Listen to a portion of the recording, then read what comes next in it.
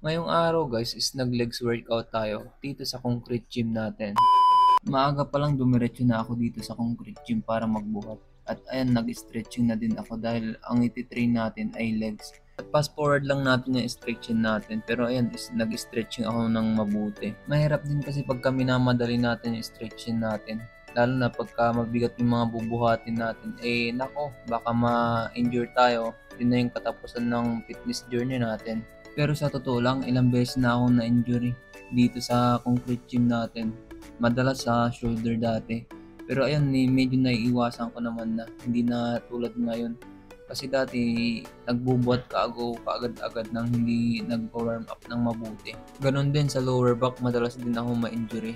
Pero kahit ganon, tuloy-tuloy pa rin tayo. Ganon talaga pagka gusto mo yung ginagawa mo.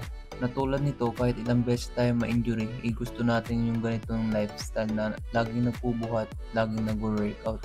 Kaya kahit ma-injury tayo, tuloy-tuloy pa rin tayo. Pagka nagkasakit o na-injury, ipahinga muna natin. Pero pag naging okay na, balik naman tayo kaagad. Ganon ang buhay. Kapag nadapa, kailangan bumangon. At ngayon pala is Tuesday, dapat is rest day sana natin. Pero ngayon is nag-legs workout tayo. At ang schedule ng legs workout sana natin is Monday. Kaso yun nga lang, sobrang sakit ng katawan ko nung Monday. Kaya yun, pahinga muna tayo.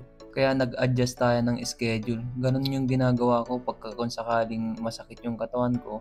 Nag-a-adjust tayo ng schedule. So, ngayon is nag-legs tayo. Bukas is back naman na.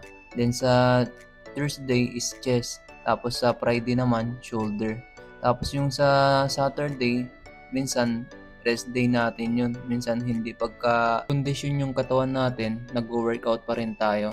At yung Sunday naman, depende kung ano yung gusto kong i-train. Minsan legs, minsan chest, minsan shoulder. Depende kung ano yung ano.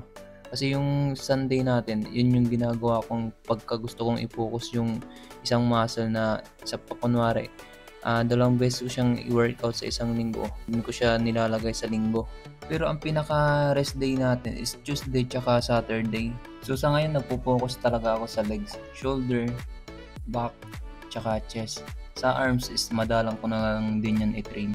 Pag maisipan ko lang, saka ko lang siya tinitrain. Kaya sa mga nagsasabi niyan na malit na yung ganito, tigilan ko nang i-workout yung ganyan kasi malaki na, hindi na bagay, hindi na magandang tignan. So wala naman akong sasalihang pageant o competition. Ang gusto ko lang naman talaga is maging fit, maging healthy. Kung lumaki man yung mga muscle natin at gumanda, yun na yung reward natin sa sipag natin sa pag-workout.